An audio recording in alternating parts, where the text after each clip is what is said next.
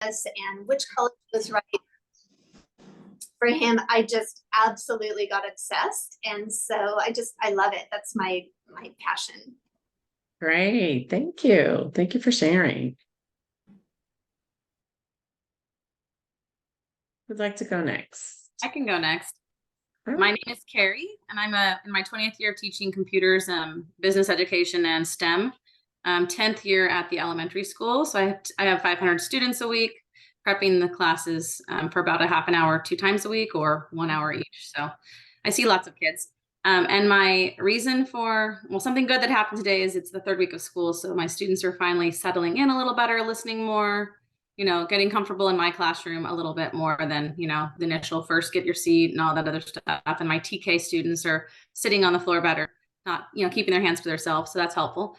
One of the reasons I want to be a counselor is it's just something that I wanted to do probably when I first started teaching, and you had to be a teacher for so many years.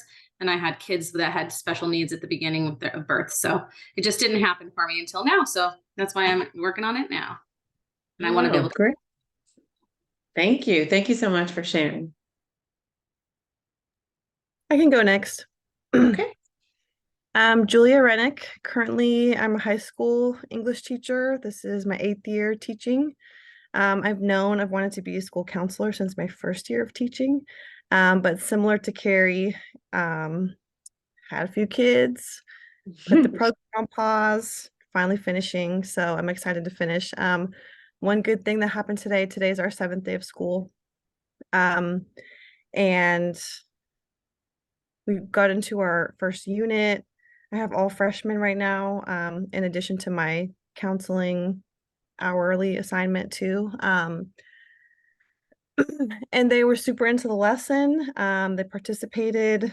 So, overall the day just went really well, and they're starting to get the wiggles out, especially the freshman boys. So we're making progress. Okay. And overall, I've wanted to be a counselor. I think I can be an effective teacher, but I know that counseling is a better fit for me in terms of my personality and what I want to be able to help the students with, and understanding through the field work and the practicum that especially my counseling supervisor at the school I'm at, she is a true advocate. And I don't think I understood that side until we began the practicum, how much of an advocate they actually are for the kids. Okay. Even different than teachers and parents and admin are. So Right. We take a totally different role. great. Thank you. Thank you. Who'd like to go next? I'll go next. Hello, my name is Roderick. I am a substitute teacher in the Wayne Mass Higher School District in Santa Clarita. Because I'm a sub, I don't get called that often, especially in August because school just started. So today I didn't have work like most of you. So I woke up at 7 a.m., took a walk, made some breakfast. So that was something good that happened today. I wanted to be a school counselor because I wanted to find a fulfilling career. Before this, I was a comms major. That was my undergrad, and I didn't choose education until recently.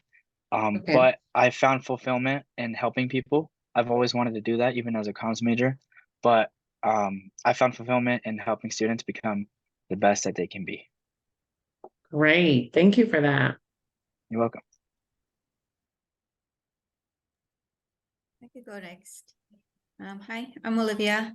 I am a counseling intern at a high school here in the Bay Area. One thing that was good about today was that schedule changes are finally over.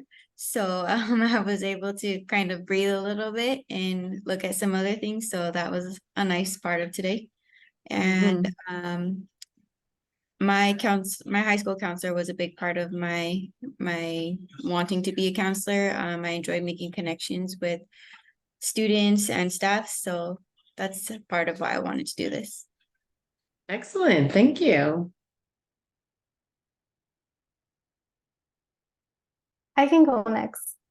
Okay. Hi, my name is Genesis, and I'm an instructional aide for Paramount Unified School District. something good that happened to me today was that the kids had minimum days, so I was able to go out and run some errands. And why I want to be a school counselor is just to make a positive change in students' lives. Thank you, Genesis.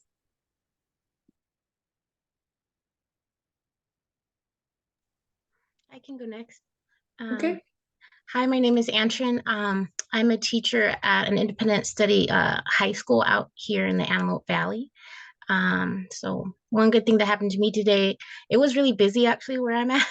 So it was just kind of nice. It was a steady flow, and I felt like all of my students were kind of working on what they needed to work on. And I met one transfer student that I've had for about 2 weeks now, and we're kind of getting her academic plan set. And she came at me with some really good questions about like, how can I get to where I want to go? So we were able to sit down and kind of strategize for the upcoming week. So I was really excited to do that with her.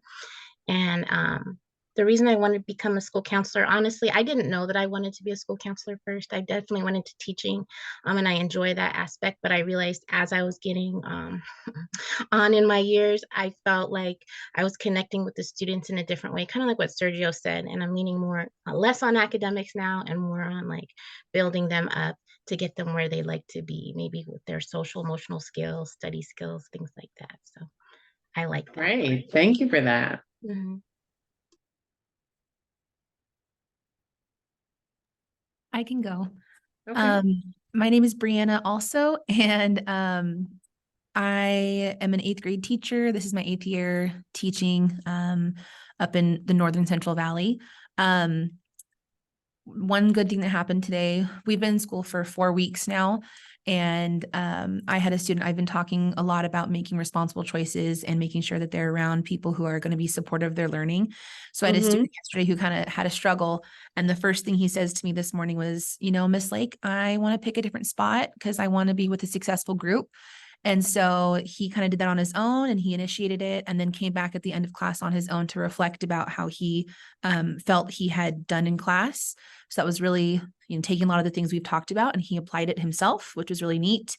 And I think that I really want to be a counselor just to be part of that support for students. I didn't really have a great counselor when I was in high school. So I think that would have been really helpful had I, had that.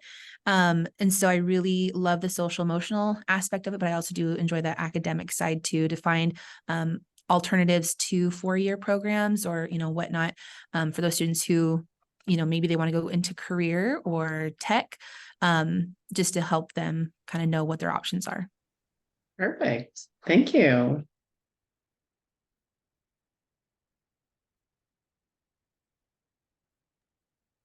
I can go. Okay. I'm Tiffany. One good thing that happened today, well, I didn't have work today, and my 2-year-old went to school, and I was in a quiet house. And currently, I am a probation officer at a juvenile camp for youth that are incarcerated. And there we do have a high school, and the school counselor there actually encouraged me to want to be a school counselor, being that I already helped them with their academics in some way, but and behavior counseling. So I thought it would be a nice change. Good. Thank you for that.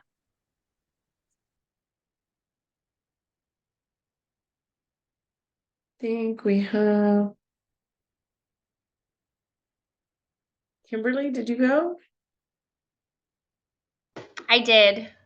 Okay. I can go again. No. I had you number 3, but I just wanted to make sure. I think that's Anna L. Did you go?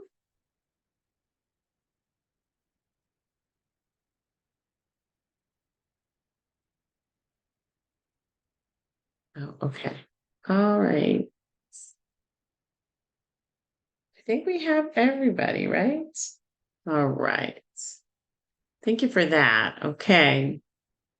I'm gonna stop sharing this for now, and I am going to go to something else. Give me 1 second.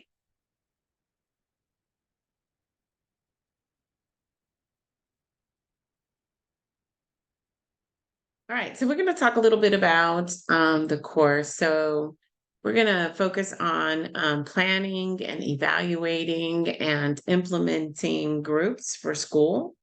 And this will be, small groups, large groups, class lessons, things like that. So we're going to be focusing on that. And you're going to demonstrate counseling groups in this course 2 times. So we're going to prepare twice to demo lessons as a group. Okay, so that's going to be really important. We will, our first assignment, I'm going to begin with our assignments for the course. And just kind of review them. Again, this is on my welcome video. So if there's anything that you miss or need more explanation, I've done this in detail on the welcome video. So as you go through, you can refer back to that. The first assignment is due week 2. And your first assignment is you've been given 3 scenarios and you're going to choose 2 of them to write a response. And it needs to be a well-written response, APA format, to those 2 of the scenarios there. And you're just going to reflect on what would you do as you're answering those scenarios. Okay. So that assignment is pretty much straightforward. Your second assignment, this is really important because this is due week 3, which is our next live session. And during that next live session, you'll need to come prepared with a particular group session, one group session. Now, you won't have an opportunity to do a full group. And what I want you to do, and I have a video for you a little bit later that I'll show you, where you're going to model as if you are doing a lesson in front of the students. I'm going to put everyone in small groups, breakout groups. And so you'll be in groups of 3 or 4, and you'll present your lesson. Your lesson can be any grade level that you like. It could span over grade levels and on any topic that you like. You're going to focus on whether it be a beginning lesson, a middle lesson, an end lesson. You can say, oh, well, I would do this after I've done this or after I've done that. And then you're going to present the lesson. Now, you're not going to get responses. So as you're presenting the lesson, we want you to go over the ins and outs of the lesson. So I would say at this point, I would solicit responses. I might get a response such as this or that from my students. And that's how you'll do it in your group. Okay. And you're responsible for focusing on your presentation. And as an observer in the group, you're focusing on other people's presentation, right? And how well they present, what you can learn from them, what they can learn from you, anything like that, your highs and your lows for each person. Then on week 4, you're actually going to write a reflection paper. So for week 3, you need to come prepared to class with the lesson. I put you in breakout groups. You demo the lesson and you observe 2 or 3 other people's lesson. Week 4, you're going to write a reflection paper on how you prepared for the group, the topics that were discussed in your group lesson, what were your biggest strengths as a leader? What strengths did you observe as your classmates that you would like to replicate? And in what areas would you like to improve? So that's due week 4. So these 2 go together. So if you miss week 3, you need to let me know. Like sometimes we have our, I've only been in school 1 week. So our back to school night isn't quite as yet. But if your back to school night happens to run into my week 3, you need to let me know, because what I'm going to ask you to do is record yourself And then whoever is not available, you'll observe someone else's, and then that's how you'll write your paper for week 4. And that way you'll be able to complete the assignment on time. Okay? Any questions about that? Because I don't want you just to write about what you did. It's also important for you to see other people's. And so therefore, it's important for you to, in order to finish and answer all of the questions for the reflection paper. Now, you have an ASCA lesson plan template that is there. I'd like you to take a look at it because we'll be using that for our group assignment. And once we get to it, I'll be talking more about that. So you have something due week 2, week 3, and week 4. You have a paper on week 2, a paper on week 4, and you have to bring your assignment to class on week 3. Everybody following me so far? A lot of work to do. So that's why I'm trying to be clear. All right. Now, then your next assignment, which is assignment 3, is due week 6. All right. And in week 6, you're going to observe a group. Now, this group does not have to be anything related to a counseling group.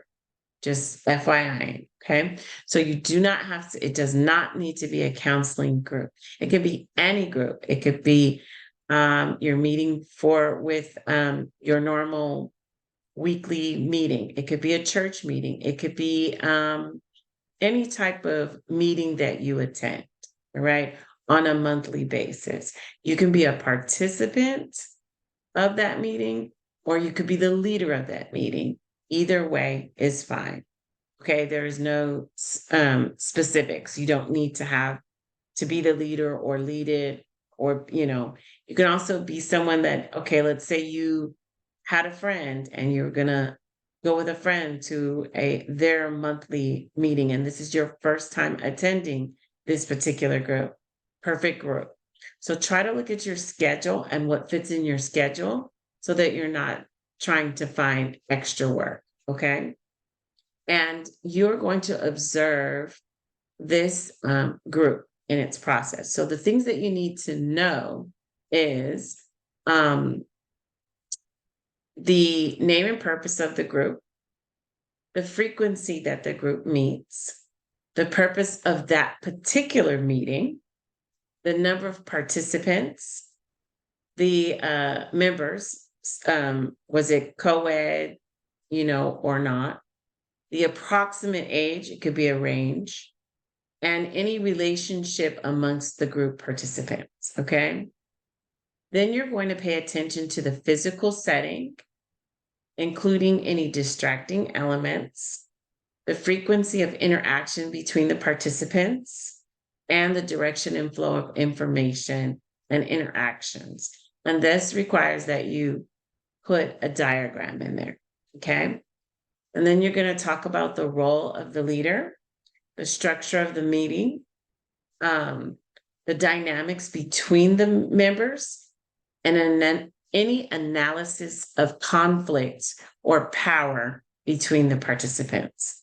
And then your overall the overall impression of effectiveness of the group in achieving its stated purpose, okay?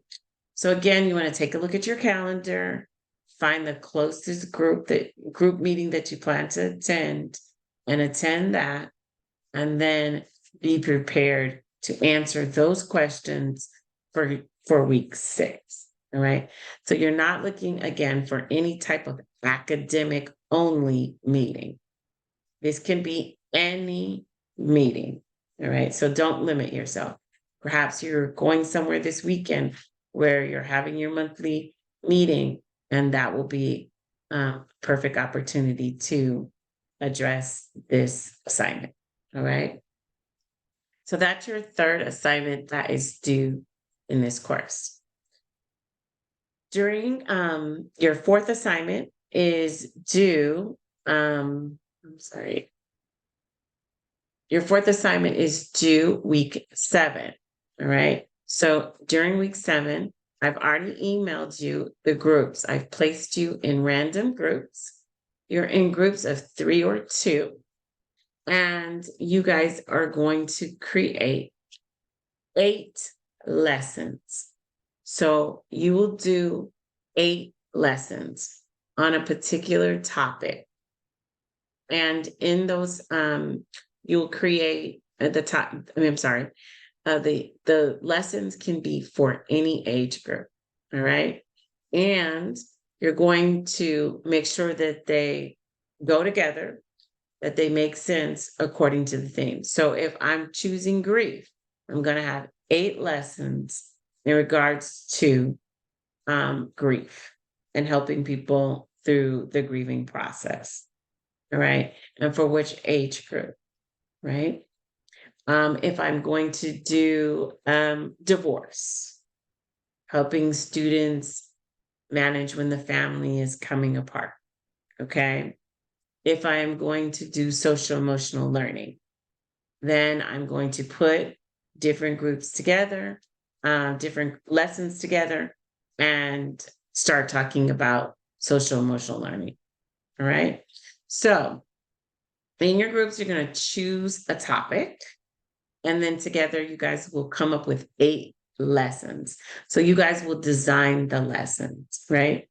And then for each one, you will name and put the name and type of group, the goal and rationale for the group, any literature review regarding the population that is being served. So why did you choose to make this group for this particular population? Okay. And then identify the participants, the mindset and behavior data. And we'll talk more about that. You're going to align it with the ASCA mindset and behaviors, which is on our ASCA website. You're going to talk about the leader, the training, and the goals. You're going to do group format and techniques, rules and roles of participants, how confidentiality will be achieved, how you will determine who to include and exclude, and which questions you asked, and an outline of each group session. Okay, so together you guys will work on all those components. So there is some paragraph or written data, which are those questions that I talked about initially. And then finally, you will attach all 8 lessons, all right, using the lesson plan template. The lesson plan template is on the assignment, okay? So when you're using the lesson plan template, you're filling out the whole section. There's one section that you will not fill out because it asks questions about reflection, and you haven't done the lesson, so therefore you cannot answer any questions about reflection. So that's just one question at the bottom of the lesson plan template. All the other ones, though, you'll be able to put all the information in. Now, if a paper is required, any PowerPoint is required, you'll need to attach that to the lesson. All parts of the lesson need to be there, okay? So now, can you put links? Of course you can. So when I click on the link needs to work. If it's going to guide me to the next section, then when I click on it, I need to make sure that the link, that I have all of the information for all 8 sessions, okay? This should be very detailed. So I should know if you give me your lesson plans, I should be able to implement them without any difficulties. I shouldn't be missing any. Any questions about that? So there is a small written portion, which is including the bullet points on the lesson assignment.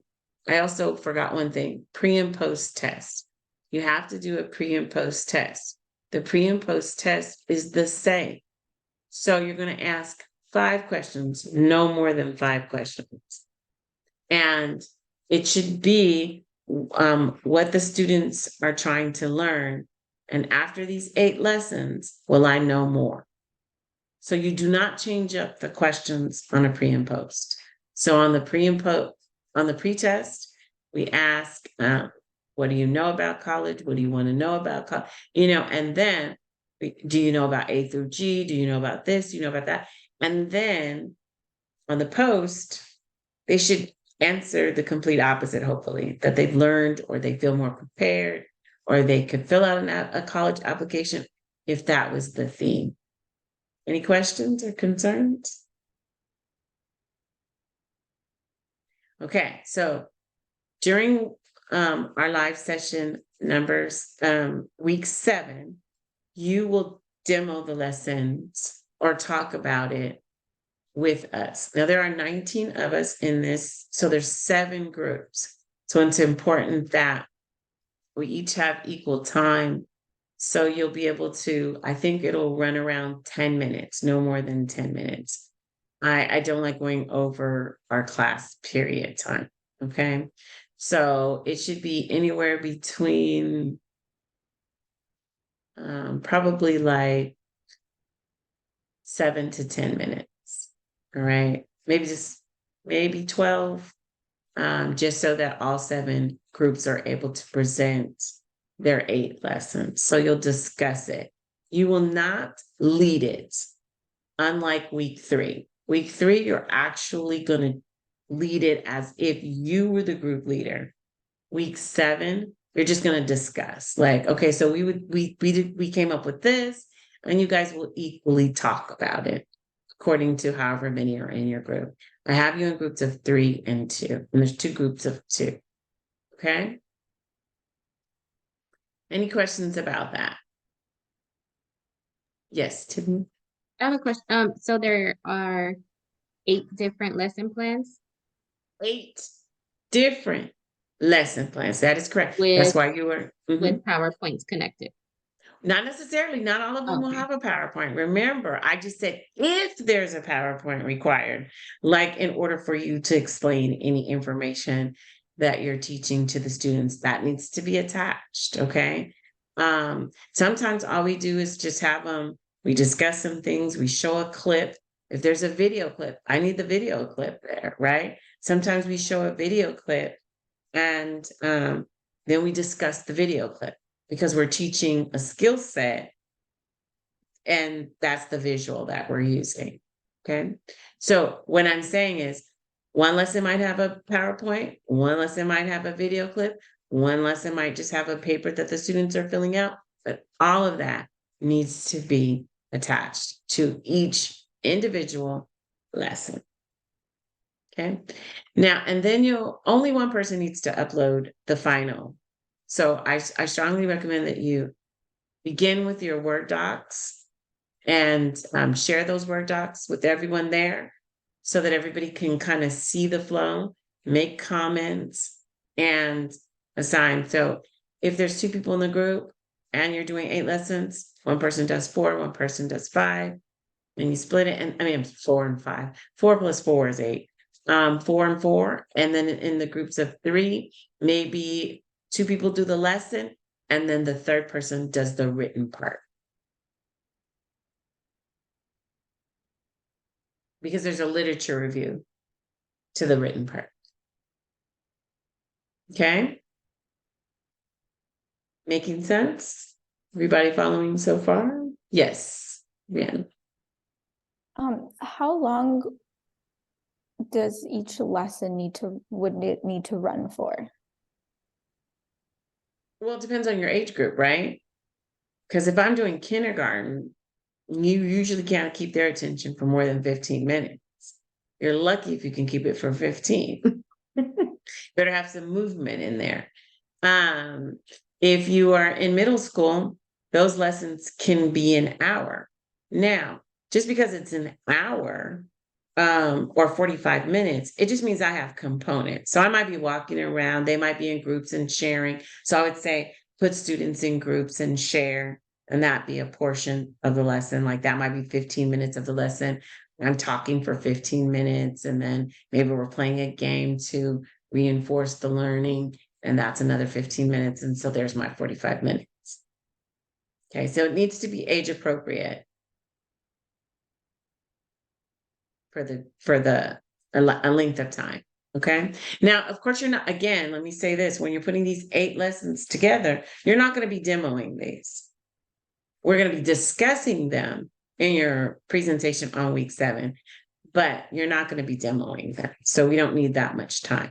Okay. All right. So that's assignment 4. That's your group assignment. Please work with your groups.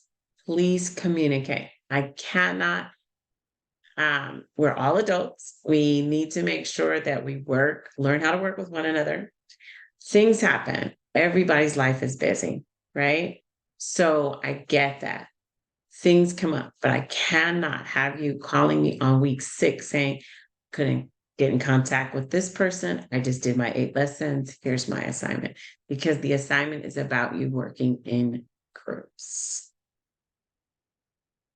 Okay, so that's super important. And I just want to reiterate that because I cannot have you calling me or emailing me at the last minute stating that you weren't able to work in groups. Now, if you email me on week 3 that you've been trying to contact your partners for the last 4 days and no one's responding, and that you're reaching out to me for assistance, I can help you with that. But I cannot help you when it is week 6 and we're presenting week 7 and you tell me, I just did mine. I'm not going to be able to do, they're not communicating with me because I should have known about that beforehand. Yes, Carrie. Yeah, just one thing. I couldn't remember if you mentioned this, so I apologize, but did you say you were going to give us any time to work on groups on week 5 with this group? I always give you time during our classes. So like today, I'm going to give you an opportunity to at least exchange information with one another and make sure that you have the best way to contact each other, because on that paper, I did not put the email addresses. So I think it is important that you all meet today and find a way of contacting one another. All right. And if someone is not here in your group, because I do think we have one person absent, what I'd like you to do is send an email to that individual saying, hey, we were given time during class. I know you were here today, but because I already know who's not here, they've already contacted me, but this is me reaching out. Here's my email address and here's my cell phone, or where, however is your next best way of communicating. Maybe even dropping in like, I'm available at this time. I see that people have new babies, families, all things going on in their life. So it's important to put when you're available. And I get it. I teach class, I work, I have my women's group. I have a lot of things going on too. I teach yoga. So there's a lot, I get it. I get that there's a lot going on, but letting people know right now is how you'll be able, and you have to be available, right? So you have to make that effort. Okay. All right. So that's our group assignment. Right. And our final assignment is our signature assignment. And of course, our signature assignment is always that assignment that you must complete in order to receive a grade for the course. So this is a must, right?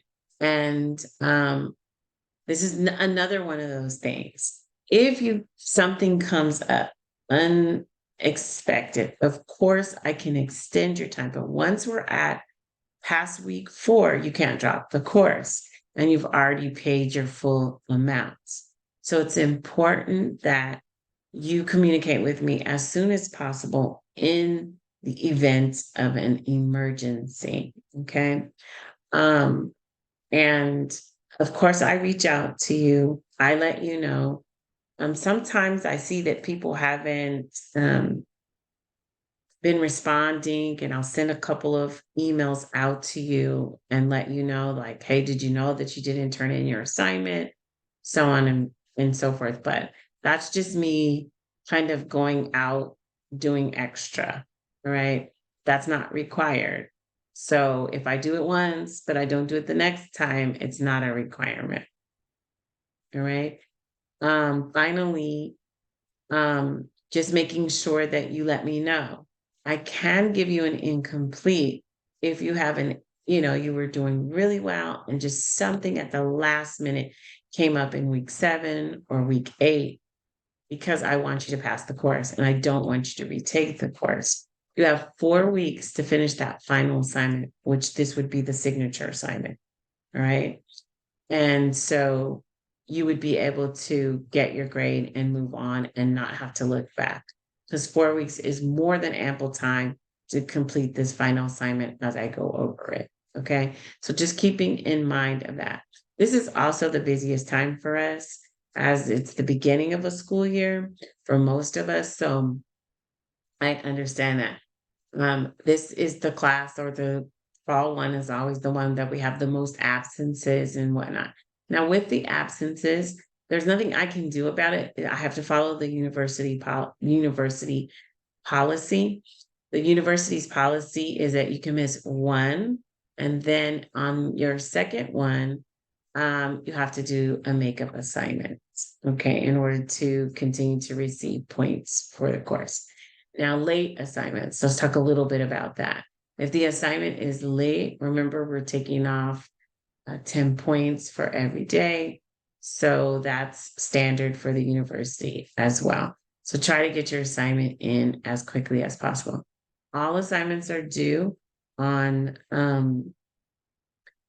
Sunday night, the week of the assignment, except for week 8, which is due on Wednesday. Okay. And we meet our classes on Thursday, right? So Wednesday it's due. I do my grades on Saturday because my grades have to be in by Sunday. So of course you're not late. I mean, of course, if for some reason you needed extra time, I can give you that extra time. You might get marked points knocked off because it's late, depending on the circumstance, but I can give you all the way till Sunday if need be. Okay. So the final assignment is an article review, and you're going to use the Concordia Library to identify a research article on any aspect of group counseling. So it's on any aspect of group counseling, and they really want you to kind of look for something, a peer-reviewed article about group counseling. And you're going to prepare a well-written 2-page summary of the article, and it has the detailed components on the assignment. Make sure you're using APA format. Make sure you have citations. That's part of it. Make sure that you are, and they also ask you to submit this to the online writing lab. And so you do that in enough time. So, you should be looking for your article now, and maybe even starting to think about topics or themes that you want to work with to do your 8-week sessions, so that when you meet with your group, you kind of have some ideas. And that's it. All right. So those are our 5 assignments for this course. Are there any questions or concerns about the 5 assignments?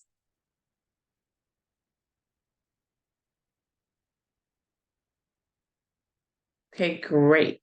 All right. So I'm going to talk a little bit about chapters 1 and 2, and then I'll give you an opportunity to be in your breakout groups. In your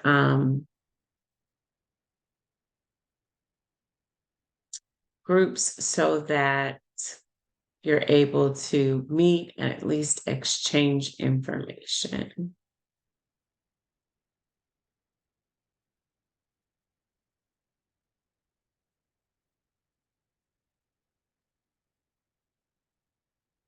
I have a quick question.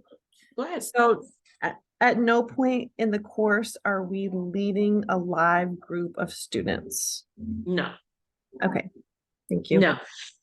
When you are doing that for week 3, you're going to pretend, I don't want to, because we need to make sure that everybody has enough time to present and that you don't feel rushed and that you are practicing your presentation skills. And so this is where you would use the voice and the words that you would use with the students. Now, you might, instead of soliciting answers and trying to get participation from your breakout group members, I want you to not to focus on that. I just want you to say, oh, I would hope I would get this answer. This seems to be a common answer. But if I don't, tell them how you would continue to try to get the right answer. And then you would practice, like I would say, okay, if they said this, I would say, okay, that's off topic, but okay, or that's close. And you want to use those skills. Those are the skills that we are looking for. Like, how would you actually present the lesson? Okay. Thank you. You're welcome. All right. So our book is about groups in schools, and this is chapter 1 that kind of starts going over ethical and legal concerns as we begin to form our groups in schools. So we do have ethical complications that are present in small group delivery. Like we have confidentiality, we have informed consent, and we'll be going over some of those in more detail. So we'll talk about what to do with those ethical concerns. Like one of the big things is, how do you dismiss a student when they're disruptive in that counseling group? And so anybody have any ideas or have any experience with that thus far?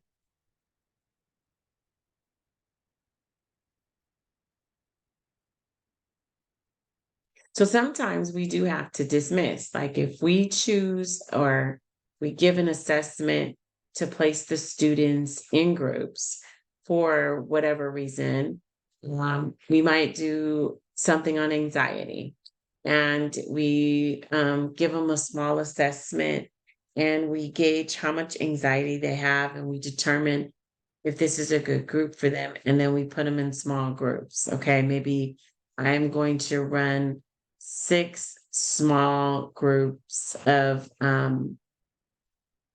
5 students in each group of 5th graders on anxiety. And why I wanted that small instead of a whole group of 30 perhaps is because I can really focus individually on specific strategies to help them with anxiety and the areas of their anxiety. So I wouldn't want all 30 kids who are suffering from anxiety in a group, even though I've held groups of 100.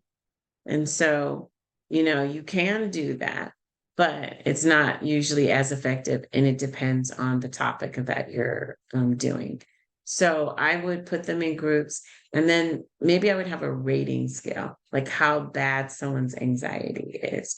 So I might need to have that particular, the ones that are more anxious, I would do something different with them versus the ones that are less anxious. Okay. So that would be the reason why I would put them in groups. Now, if for some reason I have to dismiss someone from the group, and I probably wouldn't with an anxiety group, but let's just say someone has become disruptive in the group. We usually sit and talk with the student first and try to figure out why they're disruptive.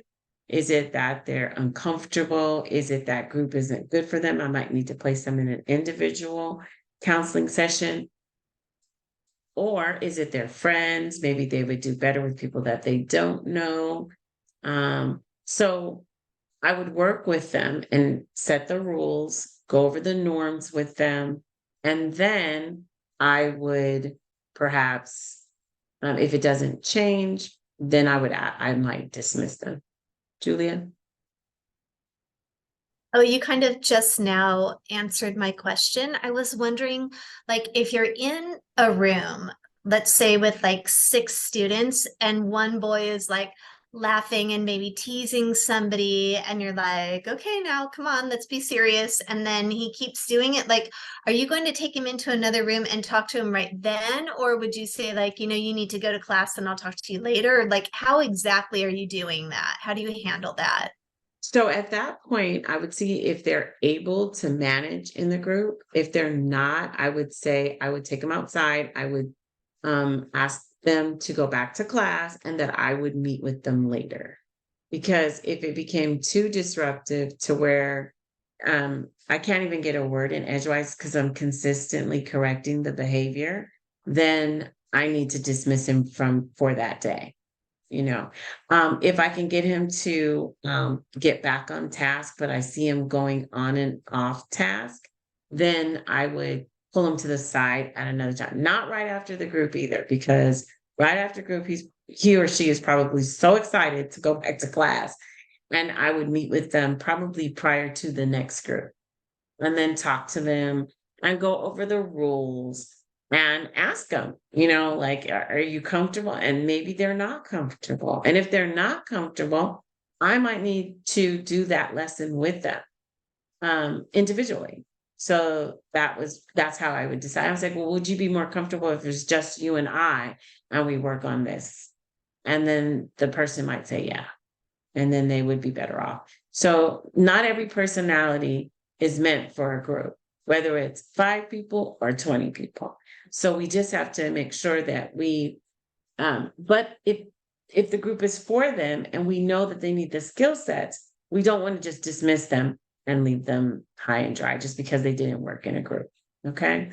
So we do want to keep that into consideration. We also want to give them the opportunity to correct their behavior. So if we feel like they have listened and that they're going to try, then we'll give them a chance, especially if they say they want to be a part of the group. Okay, so Okay, great, thank you. No problem. So informed consent is, where we're making sure that we have consent from the parents or guardians to participate. And I mean, at 18 is the only time that the students don't need their informed consent. But all other students in K-12 need to have their parental consent. They need their parents to know that they've been chosen for a particular group and when, where, and what's going on in that group. Okay. At 18, they don't need their parent permission. So that's the only time. And we get that every now and again in high school. All right. And then we need to make sure that we're expressing to the parents, like, why was the child chosen and how were they chosen? Vanessa? Yeah, so when you're having like these groups, like let's just say you're doing like a group on like anxiety, but I have to get like the parents' permission like before that group, and then when I do another group, I'd get like permission for that group again, or would I be able to get permission for like the entire year? You could get permission for the entire year by letting them know that you've chosen them for a counseling group, and then you would specifically state that the group would be meeting for the entire school year. Now, most of the time when we're doing small group, we limit it to 6 to 10 sessions, 8 to 10 sessions, and so on, because we are not therapeutic. So the one thing that separates us as school counselors is we don't do therapy. Therapy is that informed consent where we say, until you are fixed, we don't let you go. Okay. And so, although we use certain skills that therapists use, and we come from the same background in theory, we're just not diagnosing and catering towards that. We're teaching a skill, moving on, teaching a skill and moving on. And that's what makes us different than MFTs, licensed social workers, and all those people who can do therapy. Okay. That's the one big difference. So for us, informed consent is just like, I need to know that my child is in this group and who are they talking to? How many people? And so you usually say small group, or you say group, or you say individual, and you just specify that, because some parents have issues with it just being the student and the counselor. Some parents have issues with it being other peers, especially if they live in the neighborhood and people start talking. So that's why you must get this informed consent. Okay. What are you going to be talking about?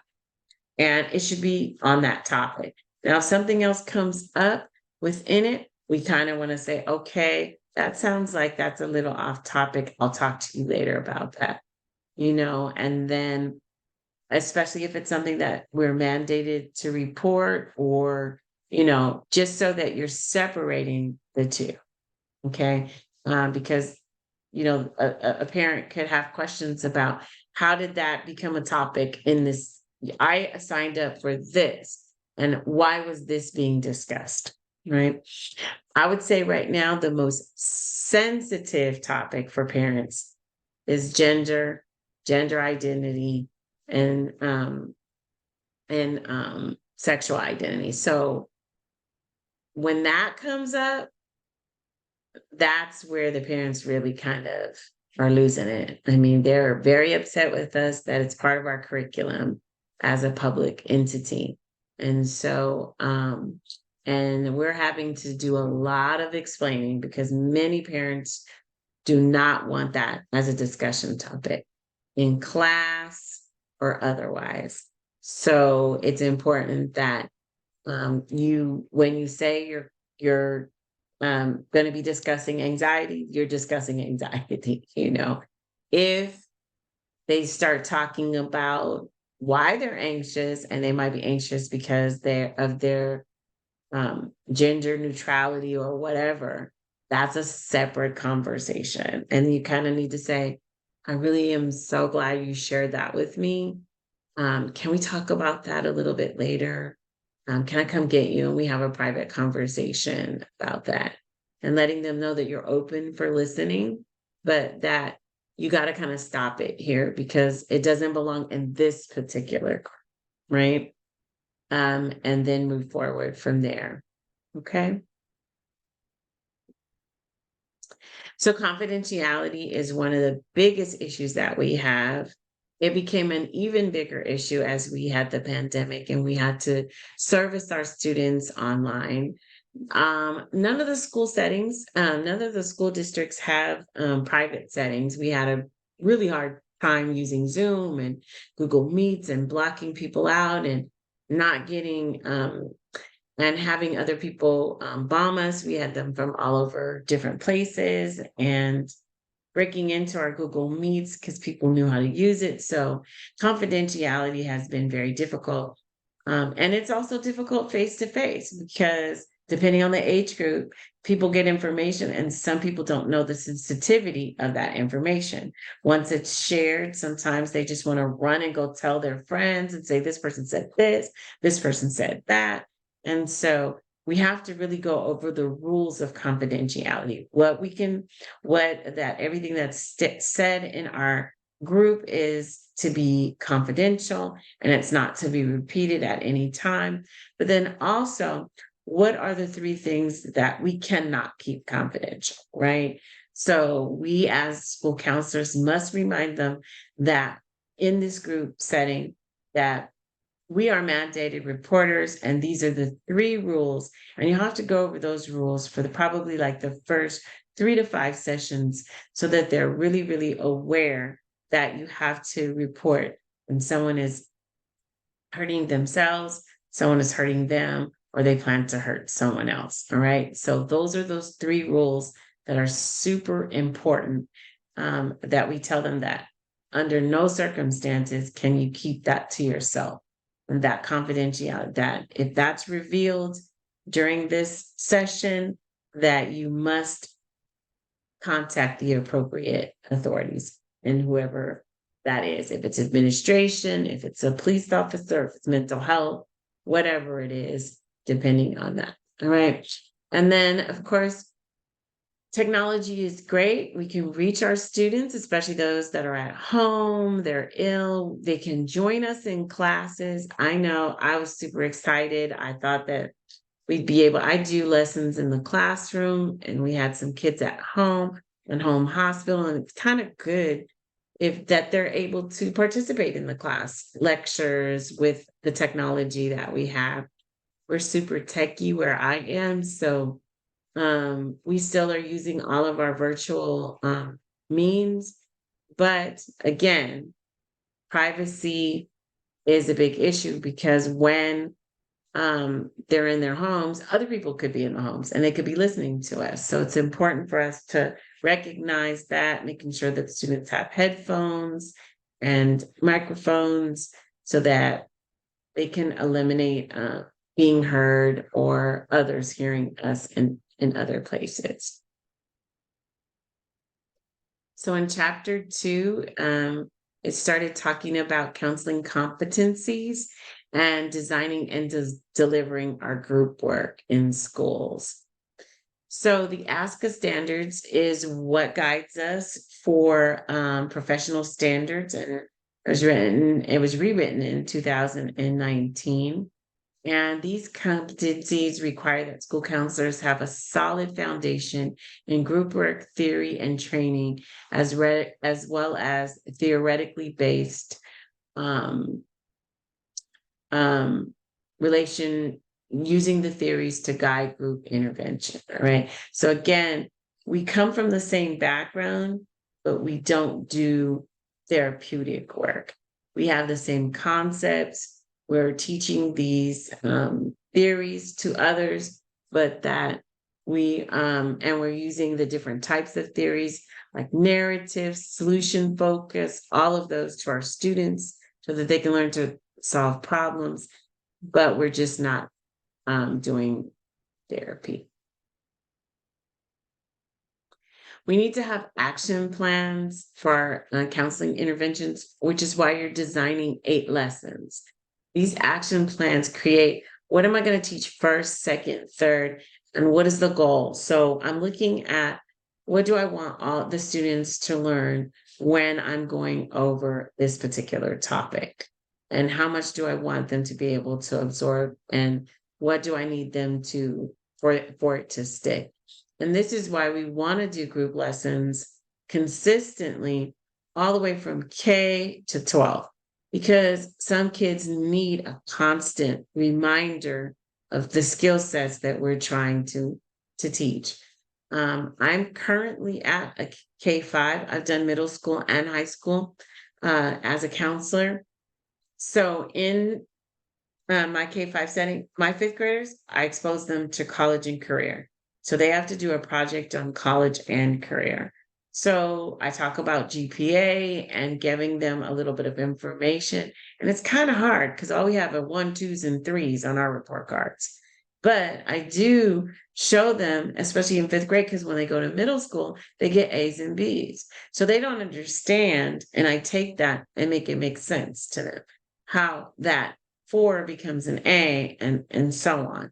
And then how they get their GPA. And I show them what their 6th grade report card is going to look like and calculating a GPA. And then I show them how that connects with college, because from there in high school, because you have credits, you have to pass the class.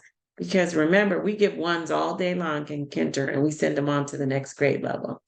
And we rarely hold the students back because we haven't seen where it's really worked. Now, every now and again, you hold them back because of age. And if they're young, it doesn't really affect them. But it's the ones that you hold back, they're maybe a little on the older side and nothing changes. Like their grades don't really go up, or they go up for that year, but then the following year when new information occurs, they don't go up. And that's pretty much why we aren't retaining as frequently as we used to. And then we see by 5th grade, they just lack motivation. And life is happening, and some of them are dealing with life better than others. And so we can't really say that they're not doing well. Now, our test scores came back, and we analyzed our test scores. And I would say that it's not that our students aren't smart. I would just say they have no connection to the test. They don't understand what it means. They don't understand. There's no connection to life for them with it. And so they just click. And so there's no reason, they don't see why they should perform well on it. So I'd say this is the second year in a row after the pandemic that we've done poorly. So typical lessons, these are just typical. 30 minutes is like the average. I would say K through 8, 30 minutes. What makes a lesson probably go longer is when you're doing a class lesson. And when I do class lessons, you have like 25 to 30 kids in there. And you really want to hear responses from lots of people. And you put them in groups, you move them around, and that's usually why the lesson takes a lot longer. It's movements, it's components. But again, we're trying to teach a skill, one thing. So we're not trying to give all that information in one section. So it's important that we move along as quickly as possible. Here's a breakdown of the minutes. These are just for elementary. 5 minutes for an icebreaker, 5 minutes for a review, report on progress, and then there's your skill set, 10 minutes, and then a summary of what they learned. My summary is usually an exit ticket for my babies so that they can take it seriously, because especially for the ones when they have to go to recess or lunch or lunch recess, that exit ticket becomes really important. These are the stages of a group. So the initiation stage is when we set the group rules, define the objectives, ask the participants what they want to learn and how they're expected the group to be conducted. Let the group members know being in a group requires sharing personal thoughts. That's important for us, and that we need to take that seriously, and that everybody is sharing different feelings. And although that might not hurt you, like if someone starts saying they feel sad because of this or sad because of that, what you want them to identify with is what it feels like to be sad and how that hurts, and that they might not be sad about the same thing, but that it hurts to be sad. And so you don't want that feeling. And so you want them to identify with the feeling and not so much the situation. And that usually happens in the first 2 sessions. Again, depending on the age group and their emotional state, you might need to keep going and reviewing that information for session 3 as well. The working stage, which is the 2 to 4 session, this is the progression. They're starting to gain insight and they're reaching their goals. So you set some goals for them, and they're experimenting and interacting with each other, doing role plays. They love role plays, especially the young ones. They love to act things out. And then you want to do some homework. Did you practice it? Did you try this skill with someone outside of school? And they can feel proud when they do that. And then we have the closure, which is the final stage of the groups, where group members are going to express themselves fully. And you can talk about any unfinished business that you may have and any issues dealing with the group ending. Because some people get attached. They love coming there, and then they want to keep coming. And so you have to get them to understand that you may not be available, but you're available at other times, but the group won't be continuing. So that's also something that's important. We talked a little bit about dealing with the difficult students. We might have to dismiss them. They might not be right for group. Even though they need the information, we might have to turn them into an individual counseling session. So it's more important to determine what their needs are than to not teach them at all, or just say, well, I don't have time, get to that student as well. And then we want to collect data, like how effective was it? So our pre and post tests help us to determine how much they've learned, what they've learned, and also, if they're practicing the skills, you want to send out a survey to the teachers, especially like if you go in and you do friendship lessons. Okay, are they improving in their skills with finding friends, making friends, choosing to not be friends with one another? How are they doing it in a positive way and moving on, even though it may hurt? Okay.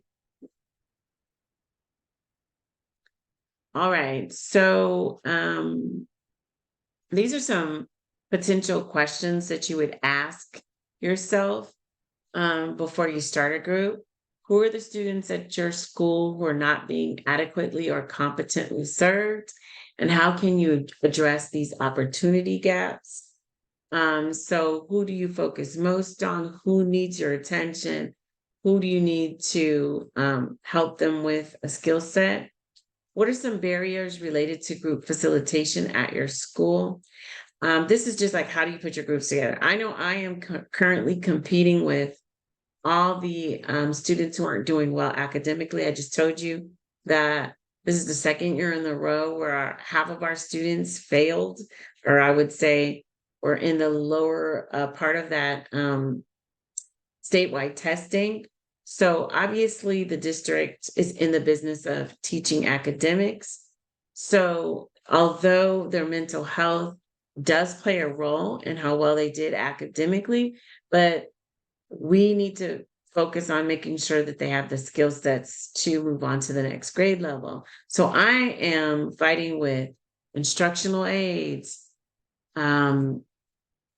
special education groups, newcomer groups for second language learners, loss mitigation, academic, math, and language arts. So that's like about 6 groups, and that's 6 different people that could be pulling that same exact student, and the student has anxiety. So how do I get to that student with anxiety? So you see how and there's only so much time in the day. And a lot of people don't like to give up their recess, because recess is where they interact with their peers. And that's where they need to make friends. And we want them to make friends. So we don't want to pull them at that time. So those are the things that tend to not allow me to have groups. I love doing class lessons, but I've got to be careful with those class lessons, because class lessons, I can interrupt like music and health and those areas instead of language arts and math.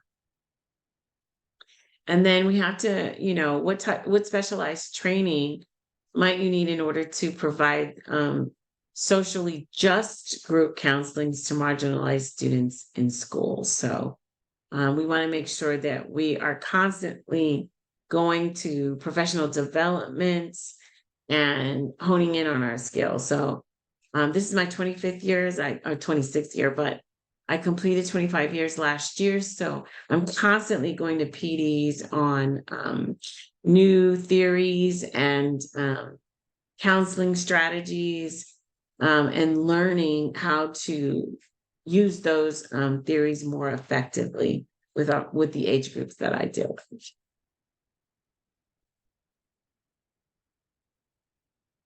Okay, it's 7:20. So what I'd like to do at this time is give you guys an opportunity to meet in your groups quickly.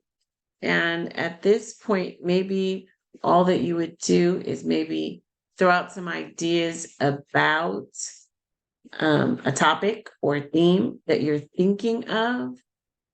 And secondly, share with one another your information, and maybe even get a Google Doc going as your beginning communication piece. Okay. And for those of you guys who your partners are not here, just go ahead and send that email. All right.